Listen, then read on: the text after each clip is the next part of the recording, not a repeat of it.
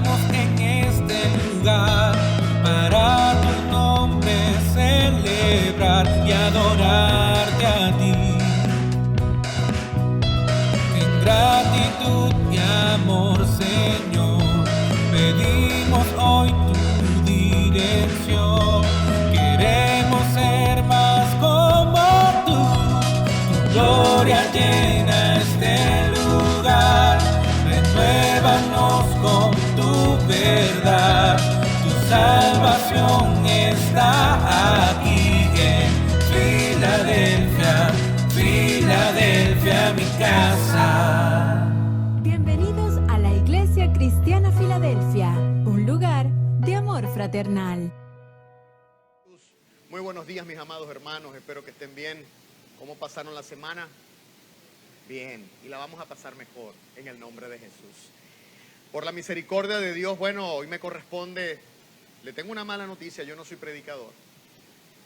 Tampoco digo yo soy maestro de la palabra, no, dice Santiago, no os hagáis maestros muchos de vosotros porque acarrearéis más condenación. Voy a darle una pequeña enseñanza en esta mañana, aprovechando que tenemos temática nueva.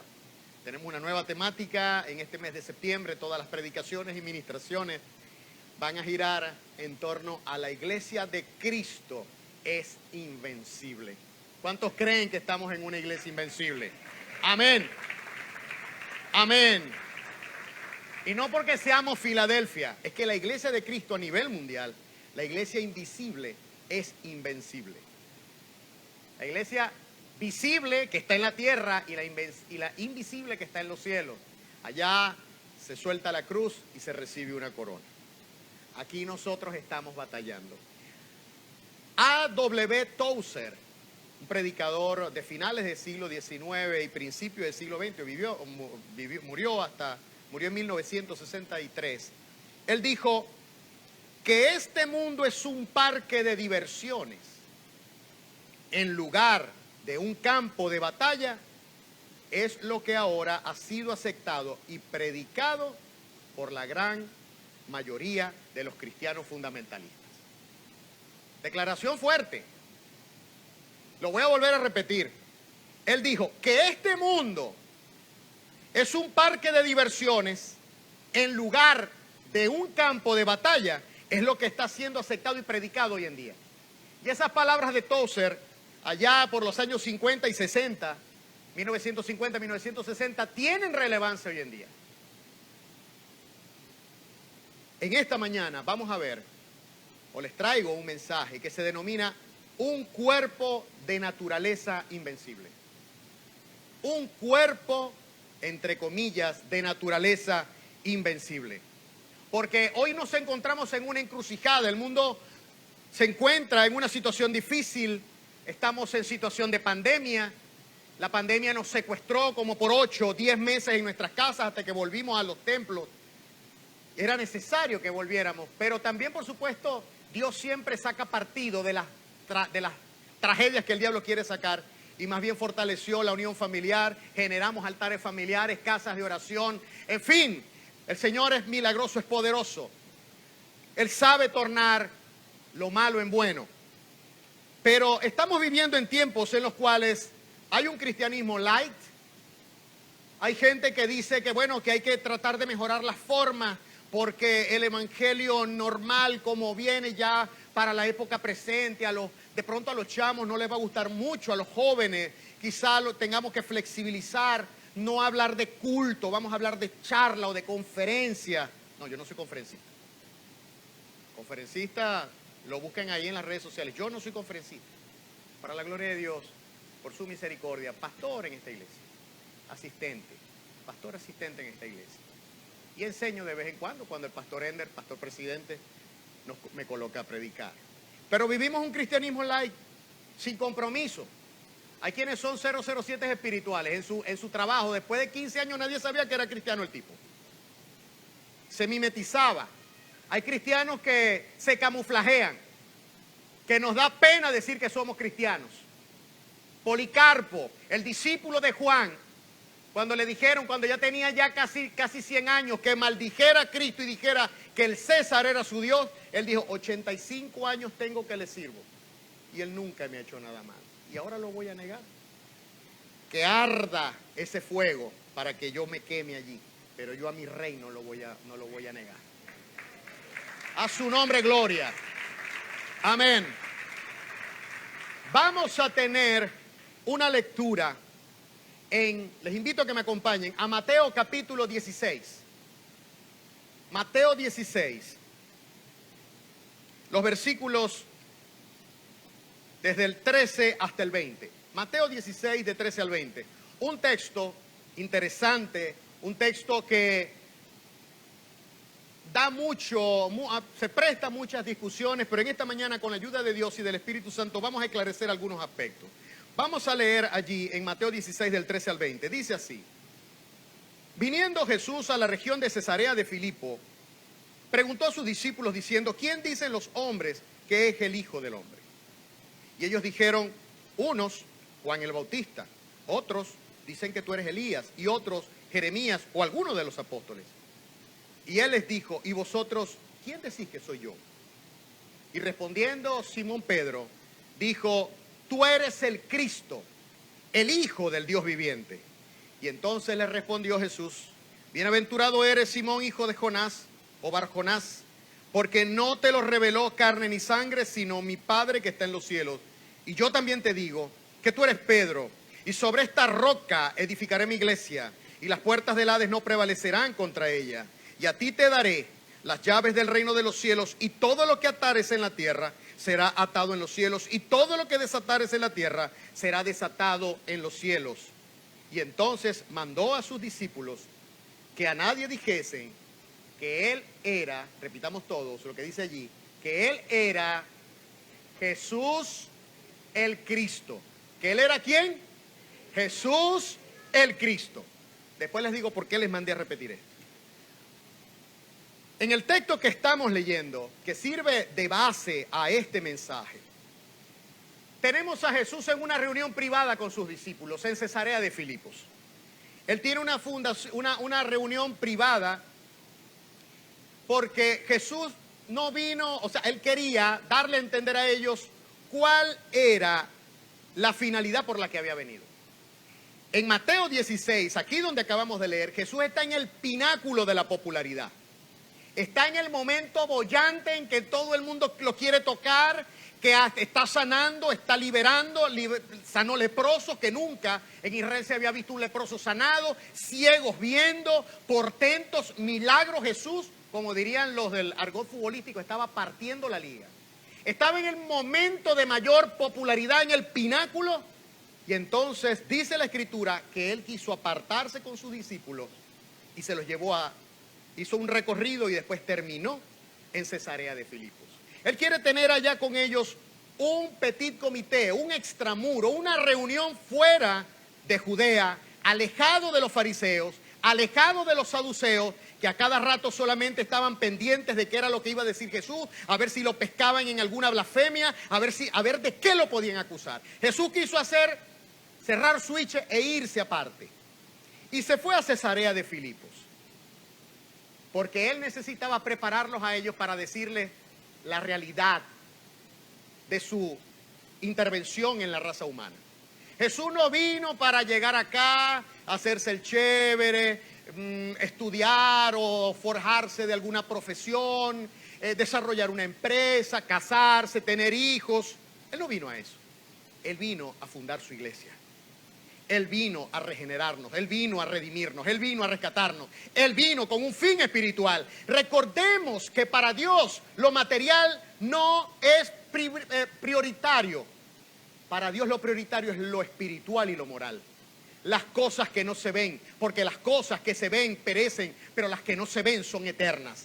Por eso fue que vino Jesús, a fundar una iglesia invencible, donde estamos tú y yo allí. Por ello vamos a ver en esta mañana 5 características, y no se asusten, son cortas. 5 características, a menos que el Espíritu Santo diga otra cosa. 5 características del cuerpo de Cristo que confirman su naturaleza invencible. Porque estamos hablando que la iglesia de Cristo es un cuerpo invencible, de naturaleza invencible, que está descrito aquí en Mateo 16 del 13 al 20. Pero primero quiero que entremos rapidito en contexto. Quiero que entremos en contexto para que veamos cómo fue que Jesús desembocó en Cesarea de Filipo. Al comenzar el capítulo 14, Jesús dice allí que Él se aparta a un lugar desierto. Y Él comienza una expedición con sus discípulos que duró aproximadamente de 4 a 6 meses. Él estuvo fuera de Judea y de Galilea de 4 a 6 meses. Ya te voy a explicar por qué lo sabemos, por qué lo podemos ver. Él quiso estar en las ciudades fenicias. Él se fue hasta la provincia fenicia, llegó al extremo norte. Y mientras tanto por allí Multimedia va a poner un mapa para que ustedes vean todo el recorrido que Jesús hizo. Él, en el capítulo 14, él estaba en Betsaida, en el punto número 1. Y allí en Betsaida, él alimenta a 5,000 personas. Luego pasa a Genezaret, camina sobre el mar, eso lo vemos en el capítulo 14 de Mateo, y allí en Genezaret él sana a muchos enfermos. Todavía está en Galilea, allí en el laguito ese que se ve allí. Él baja, ve la flecha que atraviesa el lago, y él baja y llega a Genezaret y sana a muchos enfermos. Pero de ahí vemos la flecha que sube y él va hasta Tiro y luego hasta Sidón, más arriba. Ese es el punto más norte que Jesús visitó en esta tierra. El punto más norte, más allá de Jerusalén. Jerusalén está abajo y de Jerusalén hasta el lago de Genezaret o el lago de Galilea son 120 kilómetros, como ir de aquí a Menegrande, para que tengamos una proporción. Y luego desde el lago de Genezaret hasta Tiro y Sidón hay más de 60 kilómetros, pero hasta Cesarea de Filipo son 40. Sin embargo, dice que allá en Tiro y en Sidón, él tiene un encuentro con una mujer sirofenicia que le llega a él y le dice: Señor, mira, tengo una hija atormentada por demonios, y todo eso lo sabemos, y Jesús se la libera. Y luego él alimenta a 4,000 personas. Después de que está en Sidón, él regresa a Magdala, que está cerca del lago de Genezaret, o sea que del punto más norte, baja otra vez hasta Genezaret.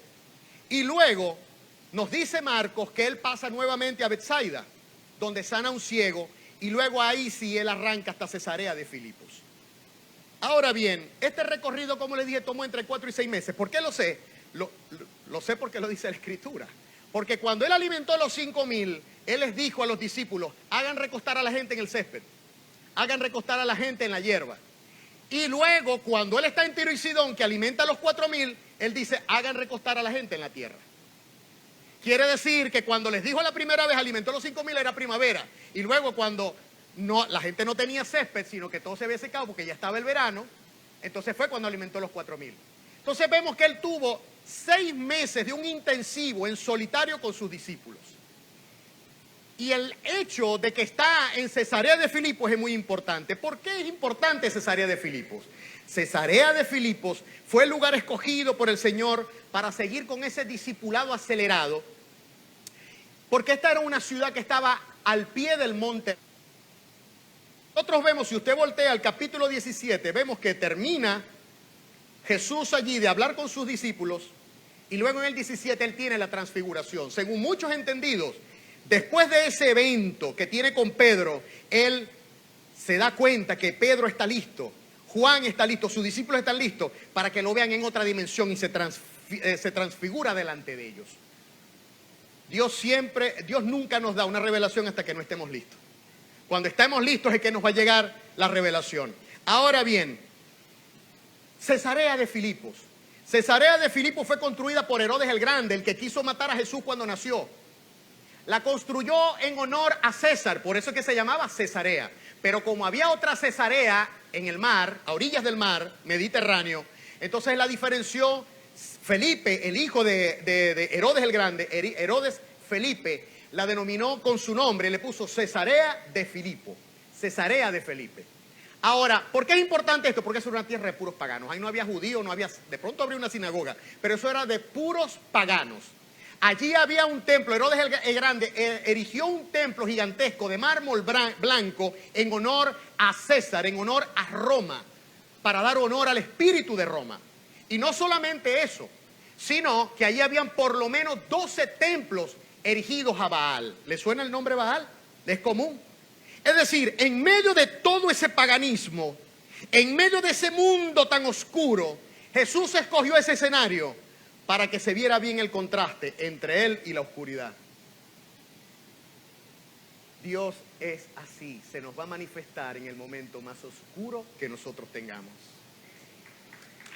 A su nombre, gloria. Aplaudamos con gozo al Rey. A su nombre, gloria. En ese contexto, Pedro revela la identidad. Él dice, a estas alturas, ya cuando están ahí en la posada, están todos reunidos los 12, le dice, ok, ¿quién dice la gente que soy yo? Y entonces leemos allí en el texto, ellos dijeron, bueno, uno Juan el Bautista. Fíjense los estándares, ¿no? Juan el Bautista. Con Juan el Bautista cerraron los profetas. Otros dicen que fue Elías. Para los judíos Elías era el profeta más grande que podía existir. Elías, el profeta más grande que hizo bajar fuego del cielo y consumió a los sacerdotes de Baal. O Jeremías, que Jeremías era un varón experimentado en quebranto. De hecho, le dicen el profeta llorón. Y que se cuenta de Jeremías, que Jeremías escondió el arca del pacto, según algunas tradiciones, la escondió en el monte Nebo y nunca más se encontró. Entonces, estaban catalogando o equiparando a Jesús con los más grandes profetas que pudo haber visto Israel. Era una comparación nada despreciable. Sin embargo, Jesús va más allá porque Él siempre llega al hueso. Como cuando le dijo a la mujer samaritana, ve y busca a tu marido. No, no tengo marido. Bien has dicho, porque 5 has tenido y el que es ahorita no es tu marido. Él llega al hueso, Él nos confronta. Jesús es frontal, Dios es frontal, Dios no se está escondiendo de ti. Todo el tiempo te ha estado buscando. Y tanto nos buscó que se encarnó en su Hijo. Y cuando llega y le dice, ¿y ustedes quiénes dicen que soy yo? Y salió Pedro en nombre de todo el grupo y dijo, tú eres el Cristo, el Hijo del Dios viviente. Y cuando Jesús escucha eso, Él se alegra. Porque allí Pedro devela su identidad y la divinidad de Jesús. Él le dice, tú eres el Cristo, el Hijo del Dios viviente. El Hijo del Dios viviente. Y Jesús le dice, bienaventurado, la palabra bienaventurado es Macario.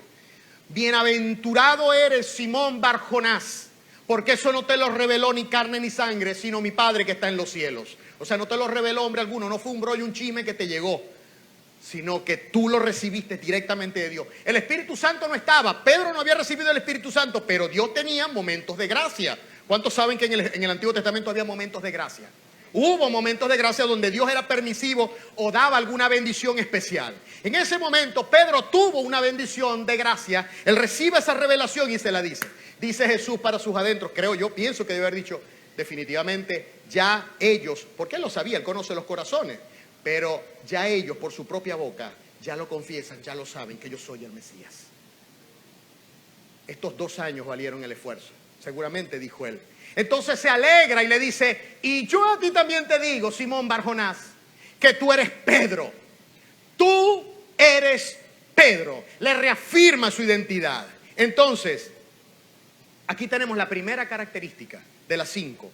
La primera característica que demuestra la invencibilidad de la iglesia de Cristo, la naturaleza invencible de la iglesia de Cristo. Y es que nosotros poseemos, o la iglesia de Cristo posee una nueva y poderosa identidad. Una nueva y poderosa identidad. Tú eres Pedro.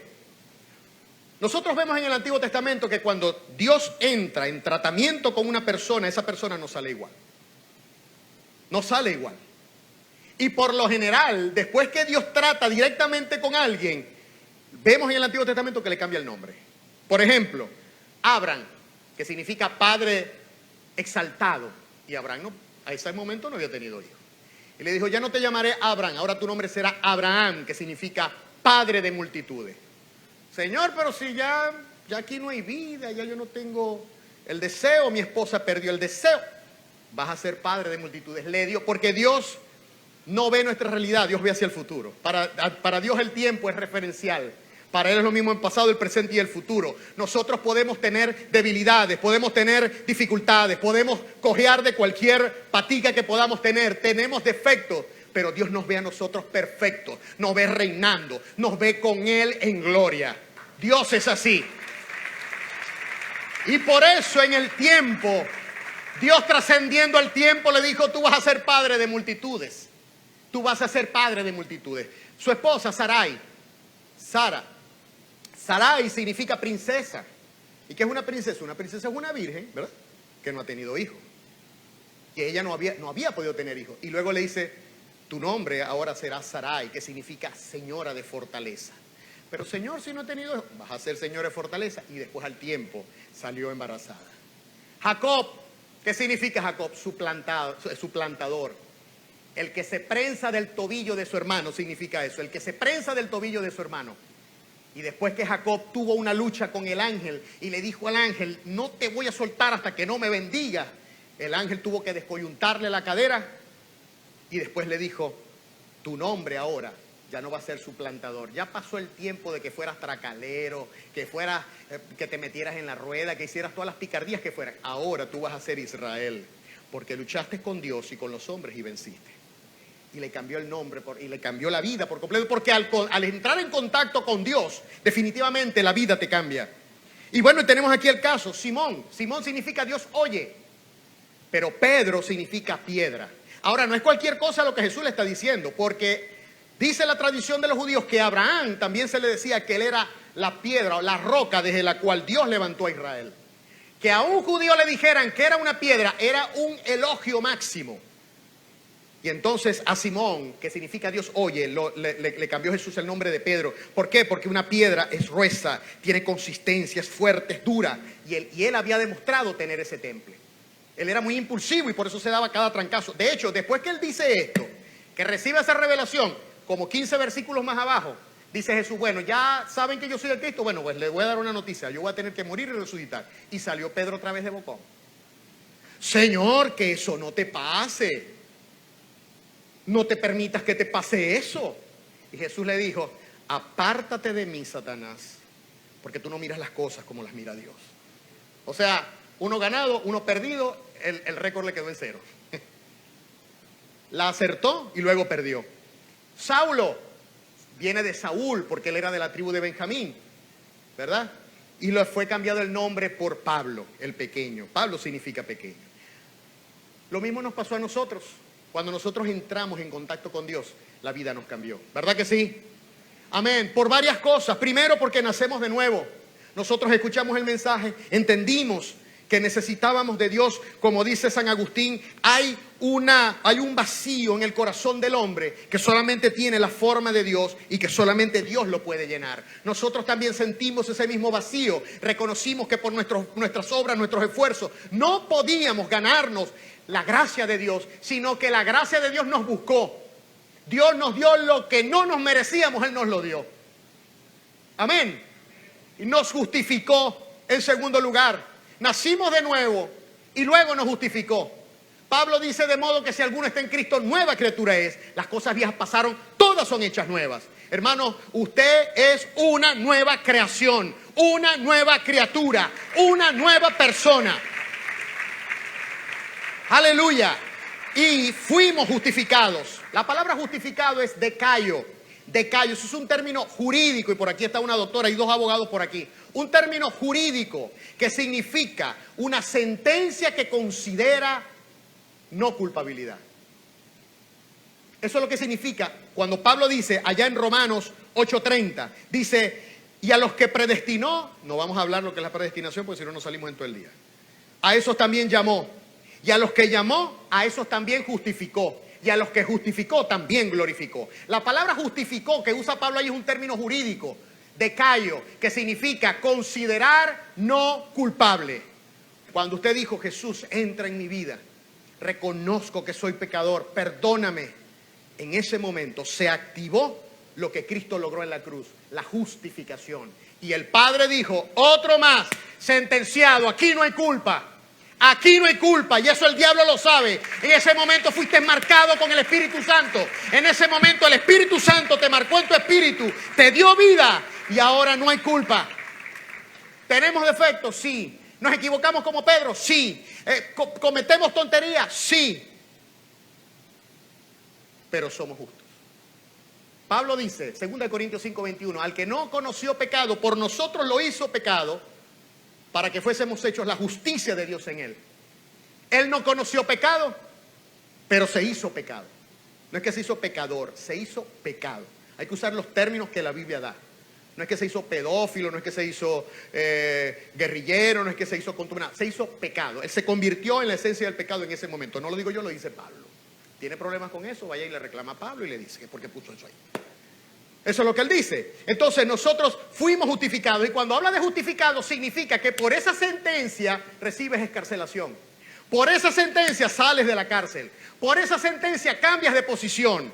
Antes estaba, como dice Efesios 2:1, estábamos muertos en delitos y el pecado, y Él nos dio vida. Antes estábamos condenados, nos dio salvación. Antes nosotros éramos esclavos, ahora somos libres. Éramos hijos del diablo, ahora somos hijos de Dios.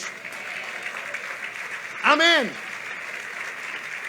Y no solamente eso, sino que fuimos adoptados. Romanos 8:15, allá en Romanos 8:15, Pablo dice, pues no habéis recibido el espíritu de esclavitud para estar otra vez en temor, sino que habéis recibido el espíritu de adopción por el cual clamamos Abba, Padre. El espíritu de adopción. Y Pablo, cuando habla de adopción, él se remite al sistema de adopción romano, de la ley romana, donde cuando una persona era adoptado, rompía todo vínculo con su familia anterior. Si tenía deudas, eran canceladas. Si tenía antecedentes penales porque había hecho cualquier fechoría, eran borrados. Adoptaba el nuevo apellido y era una nueva persona.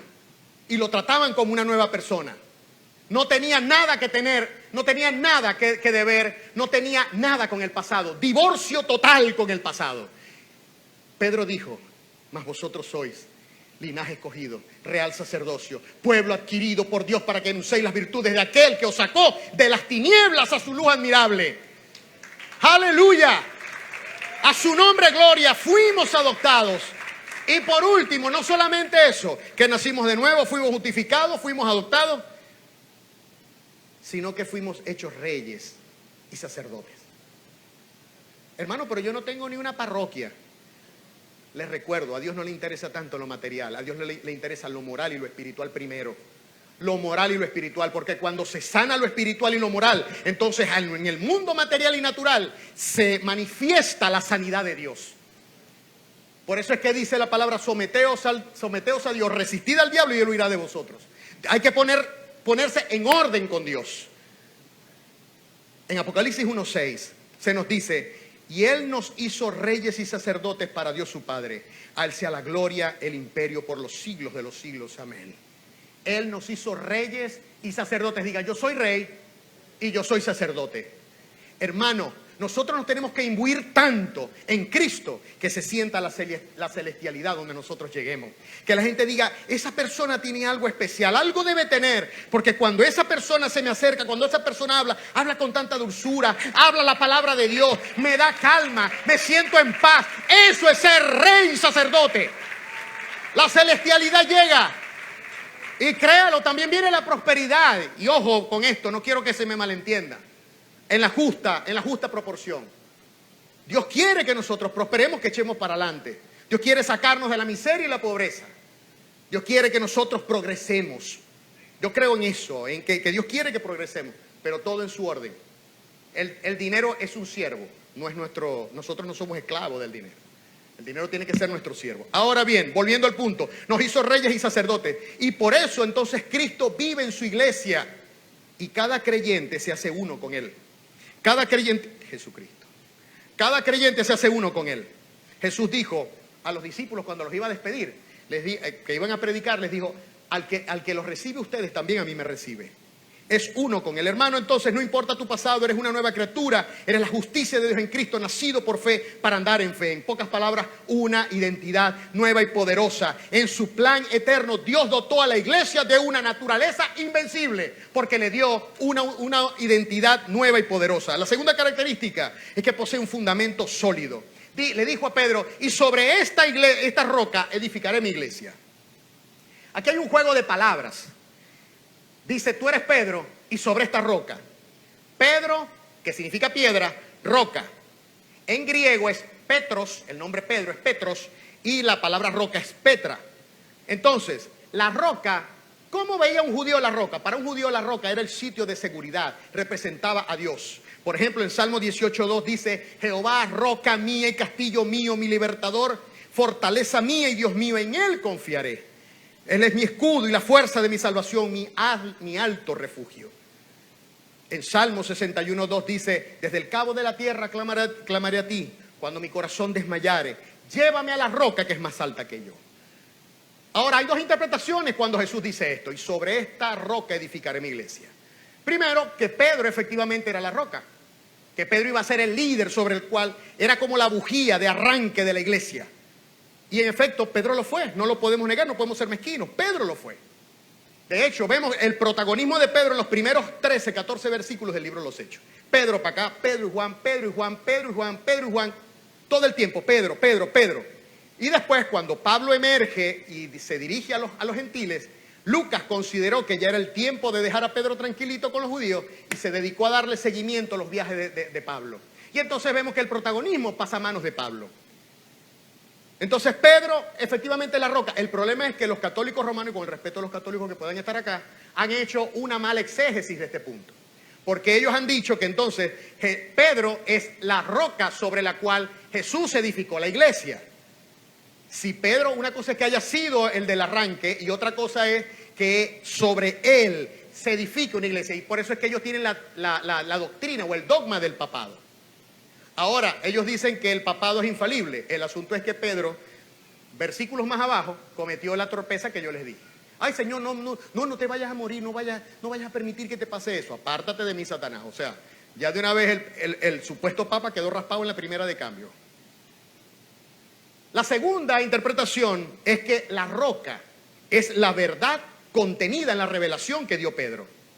Pedro dijo que Cristo mismo era el Mesías y por tanto base de la futura iglesia. Amados, no podemos hacer, y esto lo vuelvo y lo repito en el caso de la mala exégesis, incluso la historia tira por tierra el papado, porque ellos hablan de una continuidad desde Pedro hasta Francisco, y no hay tal continuidad. Hubo secciones en la historia que se quedaron sin papa, incluso se habla de que hubo una papisa, no nos vamos a meter ahí ahorita, no es el tema.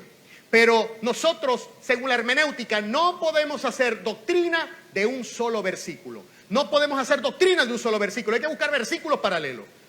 Por eso es que ustedes ven que yo busco versículos por aquí, versículos por allá, los estudio en su contexto y los incluyo en el mensaje. ¿Qué dijo Pedro sobre la piedra? Sobre ser él piedra. En 1 de Pedro 2, 4 y 5 él dice: acercándonos a él, piedra viva, desechada ciertamente por los hombres, mas para Dios escogida y preciosa. ¿Quién es él? Cristo. Y vosotros también, como piedras vivas, sed edificados. Hermano, usted y yo somos piedras vivas. Eso es lo que está diciendo Pedro aquí. Somos piedras vivas, somos bloquecitos de ese gran templo que Jesús está edificando. Él es el arquitecto. Él es el que visualizó esto. El sueño de Dios era la iglesia. Eso fue lo que se le reveló a Pablo. Que algún día judíos y gentiles iban a estar todos en el mismo barco. Amén. Ahora, ¿qué dijo Pablo? Ya vemos lo que dijo Pedro. ¿Qué dijo Pablo? Pablo en Efesios 2:20, él dice: y edificado sobre el fundamento de los apóstoles y profetas, siendo la piedra del ángulo Jesucristo mismo. La piedra del ángulo, la piedra angular, la que sostiene toda la estructura es Cristo. Pero los apóstoles y profetas de aquella primera iglesia, cuando este libro todavía no estaba completamente editado, eran los apóstoles y los profetas los que recibieron de manos o de boca de Jesús como primera fuente toda la enseñanza y la doctrina del Evangelio. ¿Y qué dijo el mismo Señor Jesús en Mateo 7:24? Dijo: porque el que escucha estas palabras y las hace, le compararé a un hombre prudente que puso su casa sobre la roca. Jesús mismo es la roca. Amados, Cristo es nuestra roca, es nuestro fundamento. Cristo es el fundamento de la iglesia. Debemos mirarlo a Él, anclar nuestras esperanzas en Él. Si a lo mejor te sientes que estás siendo probado, estás siendo amayugado, estás pasando por un proceso difícil, fija tu mirada en Cristo, míralo solamente a Él, apóyate en Cristo, porque Él es la roca inconmovible de los siglos. A su nombre gloria. En su plan eterno Dios dotó a la iglesia y a cada uno de sus miembros, a usted y a mí, de una naturaleza invencible. La primera característica, ¿cuáles son las características? La primera, una identidad nueva y poderosa. La segunda, un fundamento sólido. La tercera es que poseemos una esencia indestructible. Volvamos al texto. Dice, y las puertas del Hades no prevalecerán contra ella. Las puertas del Hades. ¿Qué significaba una puerta? Una puerta podía significar, en sentido metafórico, una casa o una ciudad. Como cuando dice en Éxodo 20:10, mas al séptimo día de reposo para Jehová tu Dios, no hagas en él otra cosa, ni tú, ni tu hijo, ni tu hija, ni tu siervo, ni tu criada, ni tu bestia, ni tu extranjero que está dentro de tus puertas. Pregunto, cuando estaba diciendo eso era porque dentro de la casa tenías todo eso, extranjeros, animales, bestias. Se refiere a una ciudad o una casa también. También significa un punto vulnerable, un punto que el enemigo puede utilizar a su favor para dañarte, un punto vulnerable. También sugiere en algunos casos la idea de algo terrible e inminente cuando se habla de las puertas del Hades. Pero también cuando se habla de que las puertas se abren, significa la entrega de dones divinos, la entrega de regalos, como cuando dice allá en Salmo 78, 23 y 24, dice, y sin embargo mandó a las nubes de arriba y abrió las puertas de los cielos e hizo llover sobre ellos maná para que comiesen y les dio trigo de los cielos. ¿Ves? Cuando las puertas se abren es bendición, la apertura de puertas. Pero incluso la expresión puerta abierta en el Nuevo Testamento significa oportunidades para predicar el Evangelio. Como cuando dice en Hechos 14:27 que llegaron Pablo y Bernabé a la iglesia y dice, y habiendo llegado y reunido a la iglesia, refirieron cuán grandes cosas había hecho Dios con ellos y cómo había abierto la puerta de la fe a los gentiles. Ahora, aquí hay algo interesante con la puerta, porque dice, Jesús se está refiriendo a las puertas del Hades. Dice, las puertas del Hades no prevalecerán contra mi iglesia. Muchas veces hemos interpretado erróneamente esto. Y nosotros nos imaginamos que es que las puertas del Hades están atacando a la iglesia. Lo vemos al revés, cuando en realidad es al contrario. La palabra no prevalecerán, la palabra prevalecer es katishuo.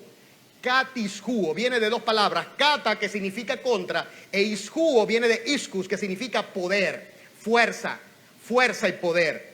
Aquí Jesús está diciendo, las puertas del infierno no prevalecerán, es decir, no son lo suficientemente fuertes para resistirse ante el golpe de la iglesia.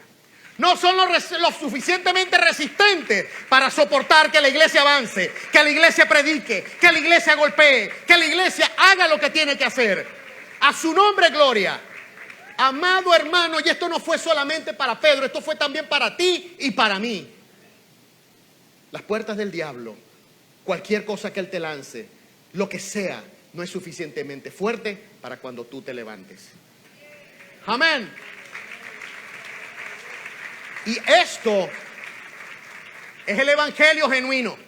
Por eso el evangelio no tenemos que estarlo mezclando con nada.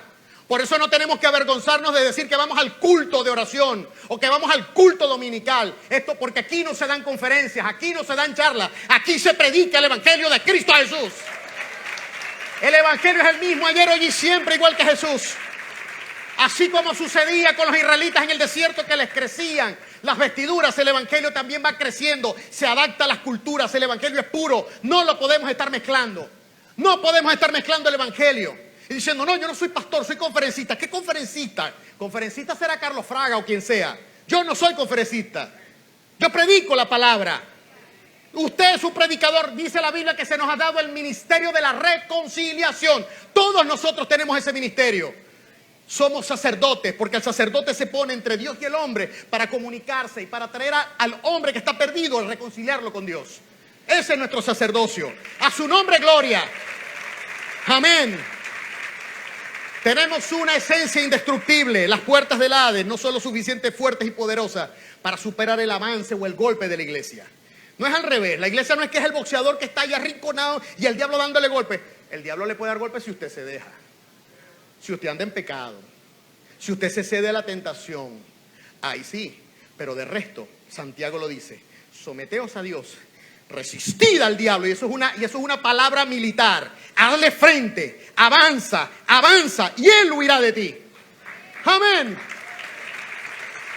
No es con nuestra fuerza, es con su espíritu. Manténgase en gozo, manténgase en la lectura de la escritura, venga a los matutinos. No es con nuestra fuerza, es con su espíritu. Amén. Ahora, la iglesia entonces es indestructible, está diseñada para vencer. Pablo sabía, y no sé si se ha dado cuenta, hermano, pero este texto de Mateo 16 es un texto de batalla espiritual. Hay algunos que no les gusta el término de batalla espiritual, Bueno, pues yo le voy a decir lo siguiente. ¿Usted vio la película La vida es bella? ¿Cuántos la vieron? La vida es bella habla de un escenario de guerra donde hay un papá que él quiso que su hijo ignorara que estaban en guerra y todo lo hacía con juego. No, papi, eso no es un tanque, vamos a jugar que nos escondemos. Algunos cristianos son así. No quieren entender, como lo dije al principio, que dijo Tozer. Muchos creen que esto es un paseo dominical, que estamos en un tiempo de refrigerio. El Señor nos llamó a refrigerio, ciertamente, pero esto es un escenario de guerra. Que si tú te descuidas, el diablo te puede destruir. Y te salvas de chiripa. Salvo, aunque sí como por fuego, como dice allá en 1 Corintios 5. Hermanos, no podemos jugar a la candelita. La gracia de Dios no es para jugar. Pablo sabía que estábamos en guerra espiritual y por eso en 2 Corintios 10, 4 y 5 dice: pues aunque andamos en la carne, no militamos según la carne, porque las armas de nuestra milicia no son carnales, sino poderosas en Dios para destruir fortalezas. No voy a meterme allí porque si no, no terminamos. Y aquí tengo el pastor que ya está mirando el reloj. Dice Pablo: derribando argumentos y toda altivez que se levanta contra el conocimiento de Cristo y llevando cautivo todo pensamiento a la obediencia a Cristo, dice en la Reina Valera, pero en los originales dice la obediencia de Cristo. No es mi obediencia con la que yo voy a confrontar los problemas satánicos, no los confronto con mi obediencia, con que si yo oro, con que si yo ayuno, con que si yo leo la Biblia todos los días. No es por esa obediencia, es la obediencia de Cristo, que Cristo obedeció, que Cristo por el gozo puesto, como dice en Hebreo, puesto delante de su rostro, Él asumió el sacrificio, se levantó sobre la cruz y Él entonces fue sacrificado y nos dio a nosotros libertad. A su nombre gloria. La iglesia es indestructible y está diseñada para vencer. Hermanos, en su plan eterno Dios dotó a su iglesia de una naturaleza invencible. La cuarta característica es que nos dio autoridad legal e incuestionable. Autoridad legal e incuestionable. Él le dice: y a ti te daré las llaves. A ti te daré las llaves, le dice a Pedro. ¿Qué significa unas llaves? La llave significa autoridad. Voy a correr un poquito. La llave significa autoridad. Pero si hay llaves, hay un portero, ¿verdad? Porque ¿para qué son las llaves? Para abrir puertas. Si hay llaves, hay un portero. El portero era un servidor que recibía solemnemente dignidad. Era un servidor que era tratado dignamente. ¿Por qué? Porque tenía la responsabilidad de filtrar a los que entraran a la casa. Si al portero lo compraban, podía dejar entrar un enemigo. Y así es guaso, ¿verdad que sí? Hacía desastres. Entonces, era un puesto digno. En el Antiguo Testamento, Isaías 22, del 20 al 22, se nos habla de un portero, de un mayordomo. De un mayordomo que se había pervertido y que fue sacado de su puesto y se le dio a otro. Isaías 22, del 20 al 22 dice: en aquel día llamaré a mi siervo Eliaquim, hijo de Hilcías. Este Hilcías era un sacerdote que rescató los documentos, que rescató la ley que había sido olvidada en el templo.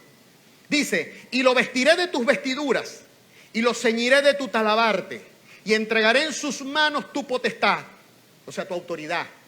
Y será padre al morador de Jerusalén y a la casa de Judá, y le pondré la llave de la casa de David sobre su hombro, y abrirá y nadie cerrará, cerrará y nadie abrirá. ¿Le suena esa frasecita? Cierra y nadie abre, abre y nadie cierra. Bueno, pues les tengo una noticia. Este Eliaquim, que sustituyó a Sebna es el mayordomo que se había pervertido. Este Eliaquim es un tipo de Cristo. Es un tipo de Cristo porque en Apocalipsis 3:7, hablándole el Señor a la iglesia de Filadelfia, dice: escribe al ángel de la iglesia en Filadelfia, esto dice el santo, el verdadero, el que tiene la llave de David, el que abre y ninguno cierra, y cierra y ninguno abre. Cuando Cristo cierra una puerta, no hay diablo que la pueda abrir. Cuando Cristo abre la puerta, te abre la oportunidad por tu fidelidad, por lo que tú has hecho, tú vas a entrar tranquilo porque Él es el que te la abre. Él tiene las llaves del Hades y de la muerte. El infierno se abre cuando Cristo dice. El infierno se cierra cuando Cristo da la orden. Amén. Su vida no depende de lo que el diablo haga. Su vida depende de que cuando Dios diga: vente conmigo, nos vamos, te vas. Así de simple.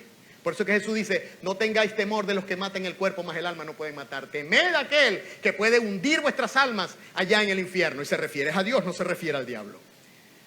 Ahora bien, en el Nuevo Testamento a Pedro se le dio esa llave. Porque Pedro en Hechos capítulo 2, cuando lanzó aquel mensaje ungido en Pentecostés, se convirtieron 3,000 judíos. Y luego en el capítulo 10 fue a casa de Cornelio, que era un centurión de la compañía La Italiana, un hombre que hacía limosnas, que tenía temor de Dios y quería saber de Dios. Y Dios lo mandó para allá. Y cuando Pedro fue, predicó, todos eran gentiles, recibieron todos el bautismo con el Espíritu Santo y empezaron a hablar en lengua. Pedro se quedó loco. Pedro, sin querer, sin saber, abrió la llave para que los gentiles entraran. Entonces, nosotros vemos que como iglesia y como creyentes tenemos autoridad, derecho legal para destruir todas las obras del diablo. Dios es nuestro escudo y quien nos lleva a reinar. Romanos 5:17 lo dice claro. Dice, pues si por la transgresión de uno solo reinó la muerte, mucho más reinarán en vida por uno solo, Jesucristo, los que reciben la abundancia de la gracia y el don de la justicia. Los que reciben la gracia y el don de la justicia. Reinarán en esta vida, ahorita, no allá, está hablando de esta vida. Que vas a reinar sobre tus problemas, vas a reinar sobre los atascos, vas a reinar sobre la enfermedad, vas a reinar allí, de acuerdo al plan de Dios. Amén. Eso es lo que nos está diciendo. Y la quinta característica, porque Dios en su plan eterno dotó a su iglesia de una naturaleza invencible, es que la iglesia cuenta con una nueva identidad, con una base sólida, cuenta con una esencia indestructible, cuenta con una autoridad legal y por último cuenta con poder espiritual para operar prodigiosamente en lo natural y en lo sobrenatural. Poder espiritual, dice, y todo lo que atares en la tierra será atado en el cielo, y lo que desatares en la tierra será desatado en el cielo. Voy a meterme aquí 3 minutos nada más, pero quiero que presten atención a esto porque esto es fundamental. Atar y desatar. Atar y desatar. Tradicionalmente los judíos hablaban de atar y desatar respecto al dominio o a la prohibición o dar permiso, ceder permiso para hacer las cosas o los actos de acuerdo a la ley y las tradiciones. ¿Me explico? O sea, era la capacidad o era la autoridad para decir esto se puede, esto no se puede, esto se puede, esto no se puede. Efectivamente, eso es así. Pero Jesús amplía el alcance de lo que es atar y desatar. Y muchos dicen, no, eso es nada más para perdonar pecados, más nada. Para eso es atar y desatar. Ay, hermano, le tengo una noticia. Jesús amplió, como dicen los abogados, amplió el espectro del contrato. Amplió, ya no solamente es para decir lo que es bueno y es malo, lo amplió para varias cosas y las vamos a ver aquí rapidito. En primer lugar, porque diríamos, pero eso se lo dijo a Pedro. No, porque cuando habló también de atar y desatar en Juan 20:23 estaban todos reunidos. Él había resucitado, él entró en el aposento alto, estaban todos los apóstoles y les dijo, recibid el Espíritu Santo. A quienes vosotros remitáis los pecados les son remitidos y a quienes se los retengáis les serán retenidos. Es decir, que a quienes yo le predique el evangelio y la persona se arrepiente, esos pecados son borrados por completo. Pero la persona que no quiera recibir el evangelio, bueno, ella misma se está condenando porque se está cerrando a sí mismo la posibilidad de la salvación. Pero aparte de eso, aparte de que amplió para efectos de perdonar, porque incluso en Mateo 18:18 también habla de lo mismo, de perdonar al hermano. En Mateo 12:28, allí mismo, en el mismo libro de Mateo, 12:28, Jesús está hablando en el capítulo 12, habla Mateo y nos da una clase de demonología y de neumatología. ¿Por qué? Porque habla acerca de lo que es la blasfemia del Espíritu Santo, en el capítulo 12. Y allí, en ese contexto, Jesús dice lo siguiente, en el versículo 29, porque ¿cómo puede alguno entrar en la casa del hombre fuerte y saquear sus bienes si primero no le ata? La palabra atar allí es la misma palabra atar que les acabo de decir, que lo dijo ahí en Mateo 16. Es la palabra deo, con acento en la E, deo, no dedo, sino deo. Significa atar. Y la palabra desatar es luo, con L, luo, desatar. Es la misma palabra que Jesús usa aquí. Entonces dice, si primero no le ata, ¿cómo se puede entrar en la casa del hombre fuerte, saquear sus bienes si primero no le ata? Y entonces podrá saquear su casa. Es decir, en otras palabras, los creyentes tenemos autoridad delegada para atar los poderes demoníacos. Atar poderes demoníacos, desatar el poder del reino de Dios y liberar a los oprimidos por el diablo. Usted lo tiene. Todos tenemos esa autoridad. Hermano, no es con su fuerza, ¿oyó? Es con su espíritu. No es que fuera en el nombre de Jesús. Por mucho que usted puje, no va a sacar fuera un demonio. Usted lo que tiene que hacer es saber que usted fue justificado. Hay una sentencia que dice que usted no tiene culpa y usted en el nombre de Jesús echa fuera ese demonio. Tan sencillo como eso. No hay que pujar, no hay que gritar. La autoridad no está en la gritadera. Amén. Y además de eso, el espectro se amplió para desatar de las enfermedades. Hay enfermedades que son satánicas, que vienen por un espíritu malo. Hermano, mire que eso no es para este tiempo. No es para este tiempo. En Lucas 13:16, Jesús está en una sinagoga y llega una mujer encorvada. Y Jesús la endereza. Y lo comienzan a criticar porque sanó a esa mujer en un día de reposo. ¿Y qué dice en Lucas 13:16? Dice: y a esta hija de Abraham, que Satanás había atado 18 años, ¿no se le debía desatar de esa ligadura en el día de reposo? La palabra desatar, atar allí es deo, y la palabra desatar que usa Jesús es lugo. Es decir, y dice que tenía un espíritu de enfermedad. Ahora, hermenéutica básica, numerología. ¿Cuántos años tenía la mujer? 18. 18 entre 3, 6.